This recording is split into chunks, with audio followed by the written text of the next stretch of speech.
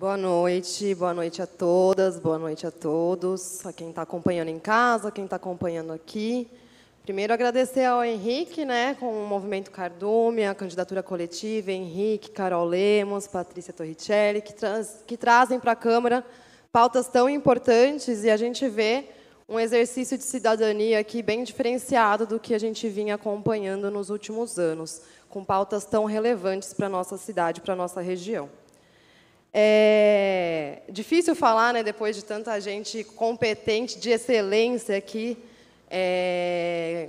enfim, com tanta coisa a acrescentar. Mas eu acho que o que eu trago mesmo é a visão do movimento organizado, do movimento civil mesmo, né, organizado, da sociedade civil organizada. Como colocaram aqui, o investimento em automação, em EPI, para pequenos agricultores, investimento em pesquisa de solo, de impacto ambiental, tudo que produção científica que o IAC significa, né?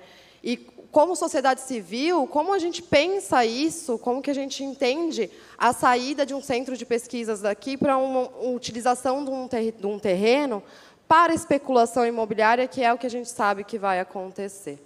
Como presidente do coletivo Japã, a gente já vem acompanhando aí a luta da mata ciliar em todos esses anos que a gente trava.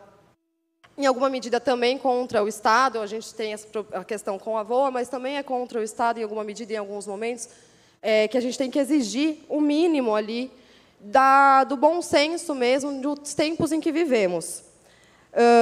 O IAC produz, por exemplo, pesquisas com sementes mais tolerantes ao calor em tempos de colapso climático, do aumento das temperaturas, o que significa para os pequenos agricultores, o que significa para o campo, pesquisas desse gênero.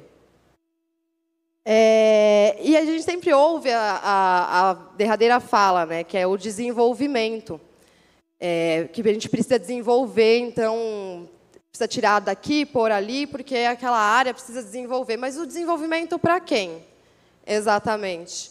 Nos últimos anos, aqui na nossa região, quem que realmente sente melhorias na qualidade de vida, efetivamente? O Wilson, São Camilo, está com mais qualidade de vida nos últimos anos?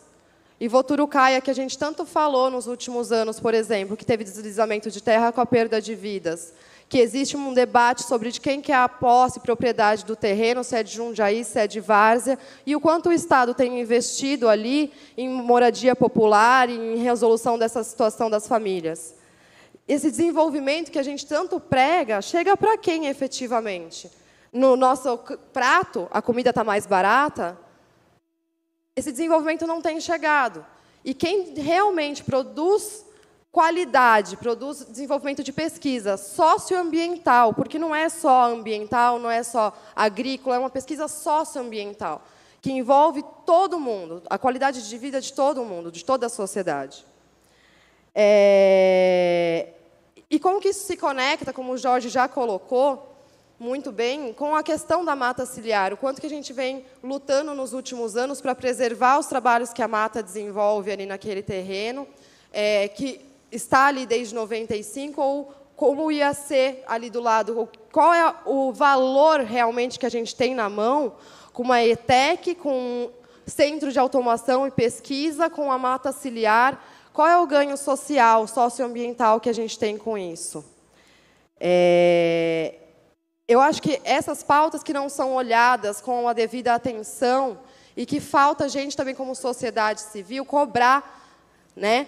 A gente sabe que essa é uma decisão do Estado, mas o quanto o município de Jundiaí pode também, através do seu prefeito, do seu vice-prefeito, da sua gestão, pressionar o Estado para que dê outras soluções, que Jundiaí não quer ter essa perda.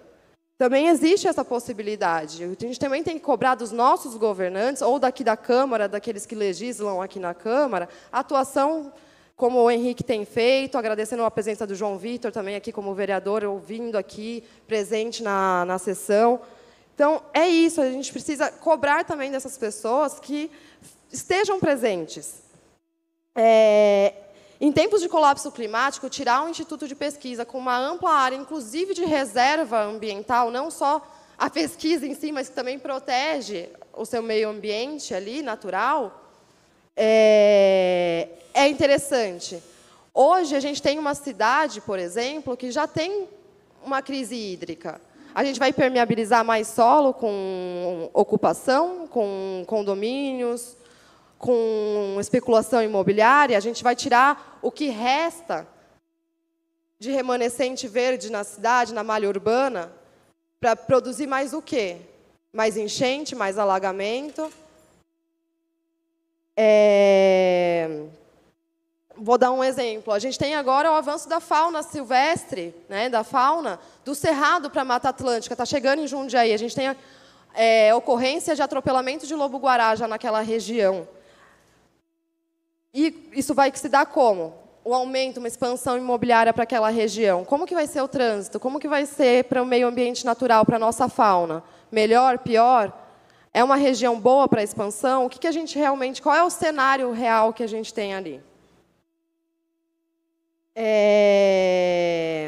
E eu, assim, para finalizar, queria muito um dia a gente poder estar aqui debatendo que o governo do Estado quer expandir, quer destinar as áreas ociosas, que, na verdade, não estão ociosas, à preservação, à conservação, destinada à recuperação do solo das áreas calcinadas pelo fogo, por exemplo, que aconteceu em 2024. Que a gente teve áreas devastadas pelo fogo. Se é para investir, vamos investir, sim, não em monocultura, mas em biodiversidade e qualidade de vida para a nossa e para as futuras gerações, como é o direito transgeracional garantido pela Constituição Federal. Então, que a gente, como sociedade civil, que a gente possa olhar para isso com real importância, para que a gente não continue seguindo o lugar do empreendedor, do arquétipo, né, do empreendedor predador. Para a gente não continue caminhando para o progresso do desenvolvimento, que a gente coloca da extinção, na verdade, e não para o desenvolvimento socioambiental, que a gente tanto clama por justiça social e climática.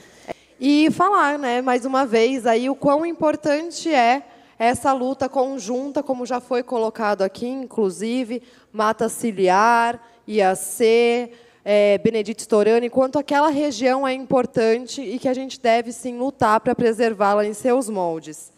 Que a gente pense não só em valor de lucro, né, que é o que a gente coloca na mesa normalmente, mas em valor ambiental, social, de desenvolvimento, de fato, da nossa sociedade, do desenvolvimento humano, de fato, da nossa sociedade. E que, nesses tempos, é tão importante de ser falado, que não seja falado de lucro de empresas privadas e especulação imobiliária, e sim do lucro que podemos ter com as futuras gerações, tendo um meio ambiente sadio e equilibrado, coisa que a gente não está deixando nesse momento. É isso, gente. Obrigada. Boa noite.